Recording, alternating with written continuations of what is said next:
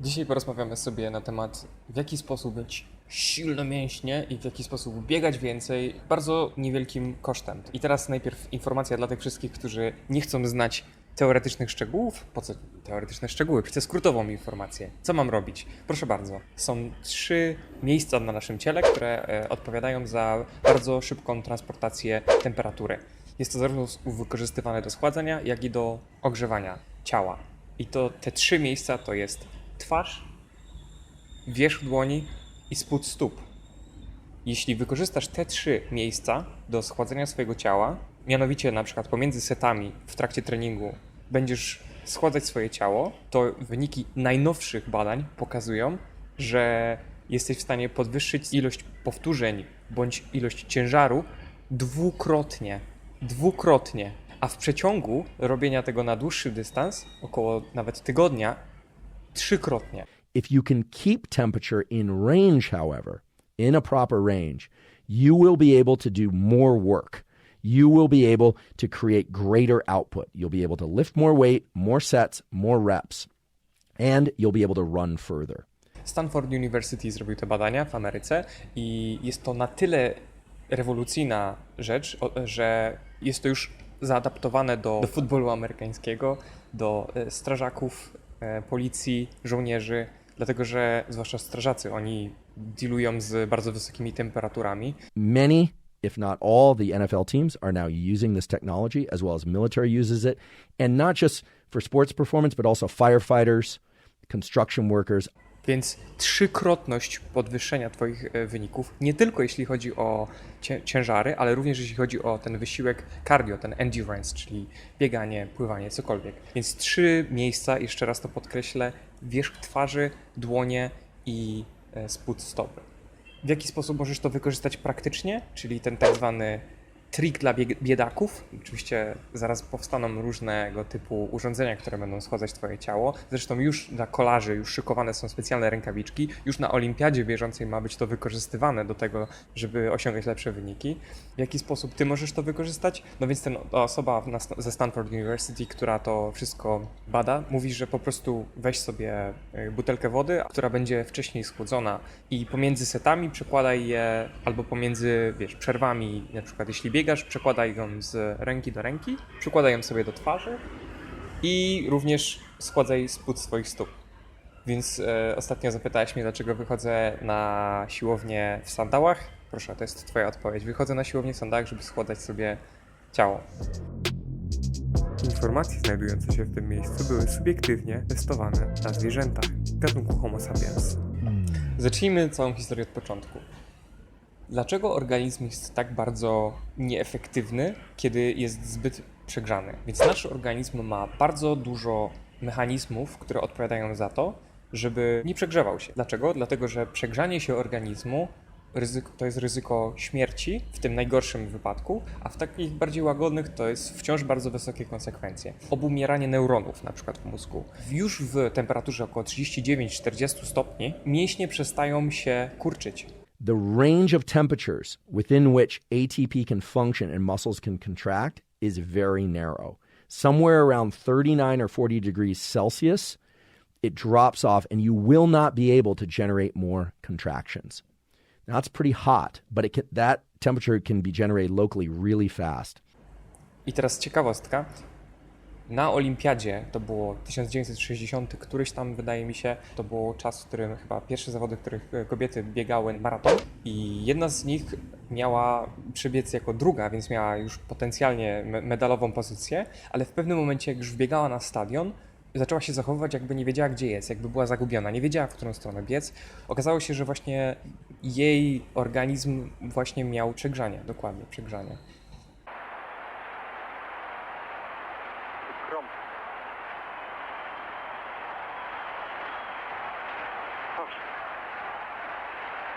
Eén doel. Ik zal hem halen. She was in a position to win, or at least take second place, at least take silver, got totally disoriented and did miserably in the race. And she was hyperthermic. She was running against that reflex to stop. Afzichtelijk. En ze gaat hier nu over de finish. nasze mięśnie w momencie przegrzania przestają się kurczyć i widzimy, że konsekwencje tego przegrzania są bardzo negatywne, dlatego już od lat organizm bardzo wyposażał nas w te mechanizmy, które by to blokowały. Nie wiem dokładnie, w którym momencie będzie odcinek o saunie, czy on już był, czy dopiero będzie, mianowicie odcinek o hormonie wzrostu. Natomiast bardzo chciałbym przestrzec, że zbyt wysoka temperatura naszego organizmu naprawdę jest bardzo niebezpieczna. Właśnie mówimy tutaj o obumieraniu neuronów i to jest bezpowrotne obumieranie neuronów, a w skrajnych przypadkach jest to śmierć. Była historia jakiegoś staruszka, który zasnął w ciepłej wodzie i umarł. Jak to zdech? You don't want to lose neurons in the central nervous system. If you get too hot, that'll happen. It's called hyperthermia. You want to avoid hyperthermia. And you have many mechanisms that are built into you to avoid becoming hyperthermic. Ciało, jeśli przebywa w otoczeniu, w którym jest 100 stopni albo więcej, uruchamia bardzo istotne mechanizmy do ochrony siebie, żeby po prostu temperatura nie była wyższa niż ta temperatura, która stanie się dla nas zagrożeniem.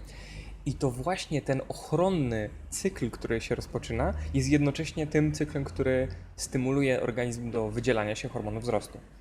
Tak, ale chcę tylko przestrzec, zarówno hipotermia, jak i hypertermia to są oba bardzo niebezpieczne rzeczy, więc należy podchodzić do tego bardzo ostrożnie. I think we got this, bro. Dziękuję. Rozmawialiśmy ostatnio o tym, co to jest. Pamiętasz to? Odnośnie tych kotów. Piloerekcja. I chodzi o to, że gęsia skórka to jest jeżenie się po prostu. I teraz zadajmy sobie pytanie, to jak to w ogóle miało działać? Kiedy jest nam zimno, nam ludziom, to mamy gęsią skórkę. Vous laissez biro zimno, ale nie zmazlam, a więc dlaczego, bo birem ostatni na ryneczku i kupiłem piękny różowe kalesony. To wyobraźmy sobie teraz, że jest zimno kotu albo psu. This makes my erector pili muscles contract, which makes my hairs stand up. Now, if my body were covered in thick fur, like, say, a cat, this would make me look bigger and more threatening. But of course, a long, long time ago, we humans lost a lot of our fur. But we didn't lose this reflex, which makes it a vestigial reflex. Something we don't need anymore, but we still have. It is known as the piloerection reflex. Gęsia skórka będzie oznaczać u nich, że ta sierść jest postawiona, więc jeśli jest zimno, to znaczy, że musimy ogrzać organizm. I teraz ja nie do końca rozumiałem, w jaki sposób postawienie sierści będzie doprowadzać do tego, że będzie to ogrzewać. Przecież właśnie wydawało mi się, że to właśnie kładzenie sierści będzie raczej stwarzać taki koc, który będzie, taką kołderkę, która będzie ich jakby przykrywać. A jest zupełnie na odwrót. Dzieje się tak dlatego, że stawianie tej sierści sprawia, że pomiędzy sierścią kumuluje się to ciepłe powietrze. I to ciepłe powietrze ochrania ich przed zimnem. On a cold day, you get these goose pimples or goosebumps, which are really just an ancient carryover from the body's attempt to make hairs stand up on end. And when hairs stand up on end and they're very close together, that traps air in between them and actually creates a sort of insulated blanket of warm air. Natomiast w trakcie ciepłych temperatur, ten z kolei koc położonej sierści będzie ich ochraniać przed ciepłem. Więc tak naprawdę ten koc będzie coś w stylu na przykład... Dokładnie, taka izolacja. Coś w stylu na przykład, jeśli masz właśnie zmrożoną butelkę. Ja, kiedy idę sobie teraz na siłownię, biorę sobie tą zmrożoną butelkę, którą będę się potem schładzał. Ja ją najpierw owijam w jakiś tam ręcznik koc, po to, żeby ona jak najdłużej utrzymała tą niską temperaturę. Dokładnie tak samo się dzieje z tym zwierzęciem. All mammals have hair on their bodies. Just some people have very light hair or very fine hair. We don't have hair on these glabrous skin regions. I wyobraźmy sobie ten czas, w którym mieliśmy jeszcze te włosy dłuższe niż teraz. Organizm wtedy również musiał się w jakiś sposób schładzać. Nawet wtedy, kiedy byliśmy cali owłosieni, to wciąż i tak były obszary naszego ciała, które nie miały tych włosów. Jakie to były obszary? Wierzch dłoni, skóra na twarzy i spód stóp. I dokładnie te obszary sięgają jakby bardzo dawnych naszych czasów i już wtedy były zupełnie inaczej skonstruowane pod kątem układu krwionośnego niż reszta naszej skóry. I nic się w tej kwestii nie zmieniło. Teraz wygląda tak, jakbyśmy mieli schładzać się tak samo na karku, albo na rękach, albo na nogach, ale tak nie jest. Face, palms of hands, not tops, and bottoms of feet are very good at dumping heat and bringing in cool. I to się nazywa po angielsku glabrous skin, czyli skóra bez włosów, gładka skóra. Glabrous, glabrous skin. Co jest takiego wyjątkowego w tym układzie krwionośnym na tych obszarach? Normalnie nasz układ krwionośny działa w ten sposób, że mamy tętnice, naczynia włosowate, żyły i tędy leci jakby krew transportowana do serca. Natomiast ten konkretny układ krwionośny w tych obszarach trzech jest inny i to się nazywa AVA. AVAs are a very special pattern of vasculature. To jest tak zwane po polsku zespolenie tętniczo-żylne i on pomija ten element naczyń włosowatych i robi jakby skrót transportowania tej temperatury.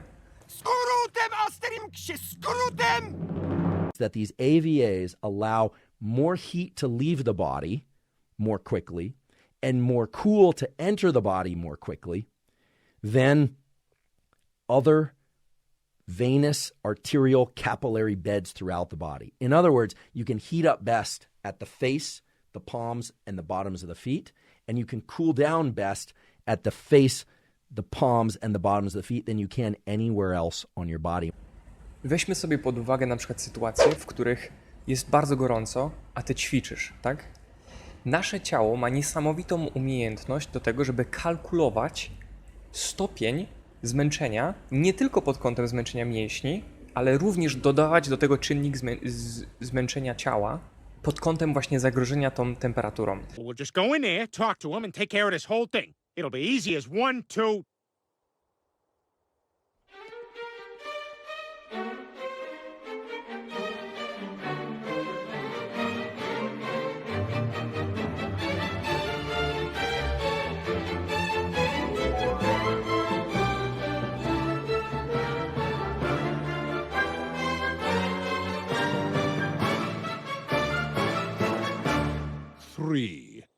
Więc co się dzieje, jeśli rośnie temperatura? Twoje serce zaczyna bić szybciej. Co się dzieje, kiedy ćwiczysz więcej? Twoje serce zaczyna bić szybciej. Twoje serce, twój organizm jest w stanie skalkulować te dwie rzeczy i powiedzieć ci, ok, już wystarczy. A wiesz, po czym ty to widzisz? Po tym tak zwanym willpower, czyli po tej twojej woli do ćwiczenia. Ty pomyślisz sobie, dobra, już wystarczy już na dzisiaj, nie? Już jestem poćwiczona. Ale to nie znaczy wcale, że twoje mięśnie dostały taki sam impuls, jak gdybyś cały ten trening odbyła w warunkach, w których temperatura byłaby niższa, bądź ty byś się schładzała. I to się nazywa cardiac drift. Increasing temperature increases the rate of quitting in part, not entirely, but in part because of this thing called cardiac drift. W jaki sposób ciało osiąga to, żeby nie być przegrzane? Wysyła nam ten sygnał, ok, już wystarczy, jesteś zmęczona, zakończ trening. And the brain does a computation. It somehow figures out that there's a heat component that's increasing heart rate, and there's an effort component from running that's driving heart rate. And if the heat component and the heart rate output from the effort get to hit a certain threshold, I stop. I teraz było niesamowicie ciekawe badanie przeprowadzone właśnie przez tych ludzi ze Stanford University. Wzięli bieżnię, ustawili bieżnię na jakąś konkretną prędkość, a następnie wsadzali na tą bieżnię różnych ludzi. I to, co robili, to manipulowali temperaturą w pokoju. People will continue at that temperature and at that heart rate unless you start turning up the temperature in the room. And at some point, they will stop, and they'll stop much earlier when it gets hot because of something called cardiac drift. I teraz w zależności od tego, jak niska była temperatura, to ci ludzie potrafili biec po prostu dłużej, ale w pewnym momencie stwierdzali, ok, już wystarczy, jakby nie dam rady dłużej. I co to znaczy ten nie dam rady? Co to jest ten element? Można powiedzieć, no jestem zmęczony. Co to znaczy, że jesteś zmęczony? To nie jest tylko efekt zmęczenia mięśni właśnie. To jest efekt tych dwóch czynników, które są jednocześnie porównywalne dla naszego organizmu i kalkulowane przez nasze ciało. If you are cool, if your body temperature is in a particular range, not only can you go further, but you will go further if you want to. Said differently, if you heat up too much, you will stop or you will die. Mamy po jednej stronie ten endurance, czyli ten trening cardio, ten bieganie, pływanie, narty. Po drugiej stronie trening siłowy, czyli trening obciążeniowy, czyli wyciskanie. I na tym treningu obciążeniowym to samo badanie było przeprowadzone pod kątem schładzania ciała. Wzięli człowieka, który robił podciągnięcia się i początkowo ten człowiek robił 100 podciągnięć w różnych setach, nie? Czyli na przykład pierwszy set 10 podciągnięć, drugi set 10 podciągnięć z przerwami. I tak gdzieś tam przy okolicy 4. seta jakby stopniowo zaczynały te podciągnięcia spadać, tak? No bo nie jesteś w stanie utrzymać tego samego poziomu. Subjects could do, at least the subjects they worked with, on their first day with no cooling, about 100 pull-ups across the time frame that they had. I w przeciągu jakiegoś tam ograniczonego czasu on zrobił 100 podciągnięć. A potem wzięli tą samą osobę kolejnego dnia, więc teoretycznie jego mięśnie powinny być bardzo zmęczone i powinien mieć w najlepszym wypadku podobny wynik, ale prawdopodobnie raczej gorszy, tak? Zastosowali to schładzanie tych 3 obszarów ciała i chcesz zgadnąć, ile on zrobił podciągnięć? 150. 180. Prawie dwukrotnie więcej. Person would just hold the cold tube, cool down the body after every other set, rest, everything else was kept the same. And they found that they went to 180 pull-ups, which is incredible. It's a near doubling. A wsadzili go do schłodzonego pomieszczenia? Nie. Po prostu była taka specjalna rurka, którą dawali mu i ta rurka, on ją trzymał w dłoniach i ta rurka miała tą odpowiednią temperaturę. Where they had people hold on to what was essentially a cold tube. Co to jest ta odpowiednia temperatura? Bardzo dużo to zależy od twojej temperatury ciała, od temperatury otoczenia, no ale generalnie chodzi o to, żeby ta temperatura była niezbyt niska do tego, żeby twoje ręce były zmrożone, bo dlaczego? Dlaczego, że jeśli twoje ręce bądź twarz bądź stopy będą zmrożone, to dzieje się tak zwane vasoconstriction, czyli jakby zaciśnięcie się twoich żył. The tube can't be so cold that it causes vasoconstriction, because then the cold won't pass from the tube to the hand and to the core. I przestajesz transportować tą temperaturę wokół całego ciała, czyli rozprowadzanie jej. I jednocześnie ta temperatura musi być na tyle niska, żeby schładzała twoje ciało.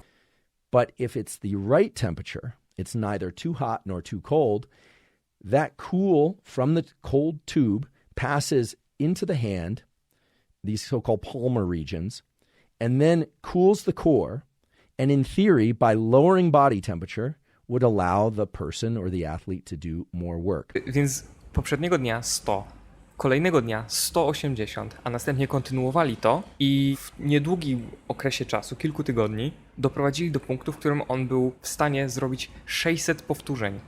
3-krotnie więcej niż na początku po schłodzeniu.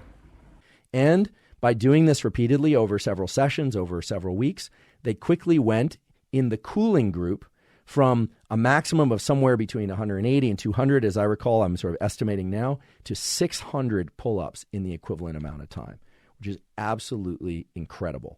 To jest tak duża różnica. Dlaczego tak się dzieje? Dlatego, że wysyłasz ten sygnał do organizmu, masz czas, masz siłę i energię na to, żeby wykonać jak najwięcej pracy mięśniami i nie martw się o temperaturę ciała. Ale czy to jest takie dziwne, jeśli mamy maszyny, choćby komputery, laptopy, przecież mamy tam układ chłodzenia. Wyobrażam sobie już tą sytuację w przyszłości, jak ludzie będą mówić, o i wtedy to dopiero odkryli, nie? Takie to było trudne do odkrycia? No właśnie, przecież to jest dosyć logiczne. They actually also feel mentally as if they can do more work. It's not just that they can, their willpower is adjusted somehow by these shifts in temperature. Myślę, że powód tego również jest taki, że my nie do końca wiemy, dlaczego przestajemy ćwiczyć. What? I do not understand. Tak intuicyjnie, jak zapytasz ludzi, czemu już koniec, to ludzie mówią zmęczenie, albo muszę coś zrobić i tak dalej. Dlatego, że to jest tak bardzo podświadomy proces. I bardzo często ty nie czujesz się, że jesteś przegrzany. Bo to jest ten istotny punkt. Myślisz sobie, no ale po co ja mam składać się, jakby przecież nie jestem przegrzany. Ty nie, ale twoje mięśnie są, bo wykonały dużo pracy. Twój organizm już dostał sygnał, że to jest za dużo. They then repeated this in a study on the bench press. And actually the bench press study was pretty interesting because they actually had a control group that was admittedly taking specific amounts of anabolic steroids. The anabolic steroid was testosterone cypionate, which is essentially testosterone. wzięli grupę ludzi, ustawili taki sam ciężar, a następnie kazali im wyciskać. Ludzie byli w stanie podnieść tam około 6 do 10 razy. Po tygodniu, razem ze schładzaniem, byli w stanie podnieść ten sam ciężar dwukrotnie więcej razy. I najbardziej niesamowite jest to, że jak w każdym sensownym badaniu wzięli również grupę kontrolną. I ta grupa kontrolna to byli ludzie, którzy brali anaboliki, którzy brali jakąś tam formę testosteronu. And indeed, the testosterone cypionate, the steroid group, improved at a rate of about 1% per week. There were differences. And the cooling group basically left all other groups in the dust. It was just remarkable. I ta grupa schładzająca ciało przebiła bez porównania tą grupę, która brała sterydy. So cooling the core, I want to be very clear that it's not cooling the muscle. It wasn't about cooling the chest alone or just cooling the palms. It was about allowing cold to pass through the palms because of the unique vasculature that's there, these AVAs, allowed these subjects to do far more work per unit time. Jak słuchałem tego podcastu, to przypomniał mi się mój dziadek, który mówił: załóż kapcie. I tak sobie teraz myślę z perspektywy czasu, że miał rację. Także myślę, że warto założyć kapcie albo chociaż bamboszki.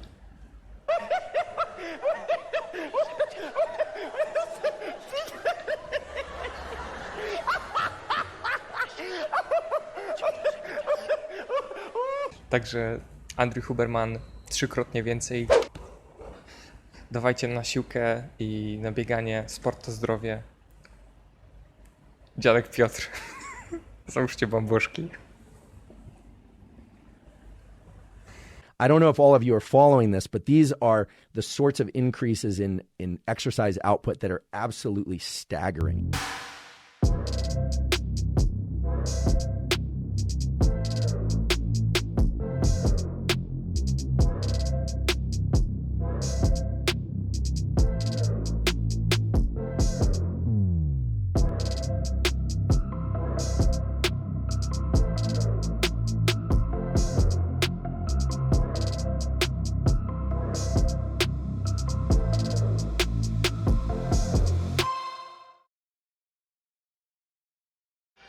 Flex today, come up. Damn! Yeah. 2, 3, 4.